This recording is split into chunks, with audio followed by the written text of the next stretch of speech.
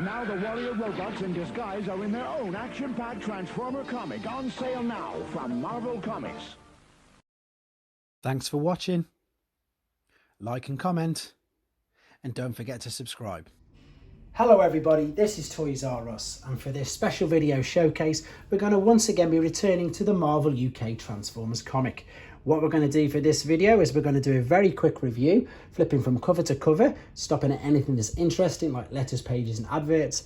After that we'll come back to the beginning, I will zoom in for you. You may need to use the pause button, but you've got the opportunity to read the comic for yourselves if you want to. We're up to issue 157. This originally came out on the 19th of March 1988 and was 32p. Now, without going into too much detail, we're in part 2 of basically just an Autobot and Decepticon headmaster's story. Spike Witwicky has gone to Mount St. Hilary to basically find his brother Buster, who's been captured by Ratbat. Spike wants the Autobots to go and find his brother, whereas Fortress Maximus wants to go after Ratbat instead. So they have a bit of a disagreement. Meanwhile, in space, the Decepticons pick up the same distress signal that was sent out by Goldbug, so they decide to go, of course, to the volcano as well. Spike decides to try and hide, and then he remembers that he can send out the same distress signal, which he does. The Autobots, who've now left where they were, pick up the same distress signal and go back to see what's going on. Of course, the Decepticons are there, and this then starts a battle. This here is an advert for Jawbreakers. I'm sure these are worldwide. These are just gobstoppers. So there's a great battle going on here and some brilliant artwork. Fortress Maximus has doubled in size since the Decepticons last saw him because he was modified. I think it was in the last issue. And they are not doing very well against him. So what Scorponok decides to do, of course, is go after Spike instead, because he knows that the Autobots will do that. But because Fortress Maximus is so big, he can't fit through the gap, so he has to come apart into Cerebros at first. So Cerebros is now pursuing Spike and Zarek into the volcano, and indeed Gallon, who then of course was the head at the time of Cerebros, gives his life to save Spike. As you can see, the rocks have fell on him, and this is brilliant because obviously this is how now exactly what we know happens. Gallon, unfortunately, does perish, and he gives his helmet to Spike, and then as you can see here, Spike is now in control of Fortress Maximus. Right, you can read that in more detail for yourselves in a second. In the meantime, here is the letters page. I know people like to read this, so if you pause now, you can read the first 3, and then there is the other 2 as well. We've then got Headmasters there. I love the artwork on this. This is brilliant. I wish I could draw this good. There you go. And then the B story in the UK comics now is Action Force, or G.I. Joe as it was known in the rest of the world. A few pages of that before the advert for yet another new comic that was coming out from Marvel, which was the Ghostbusters. There's a Combat Colin comic strip here, and then there's an advert for next week, and then there's also an advert for a Wildlife Club bar. Right, I'm going to be nice and quiet. You might want to just turn the sound down in case there's any background noise. I'm going to zoom in for you. You may need to use the pause button, but you can read what was quite a complex story and much better than I gave it chance. So here you go, guys.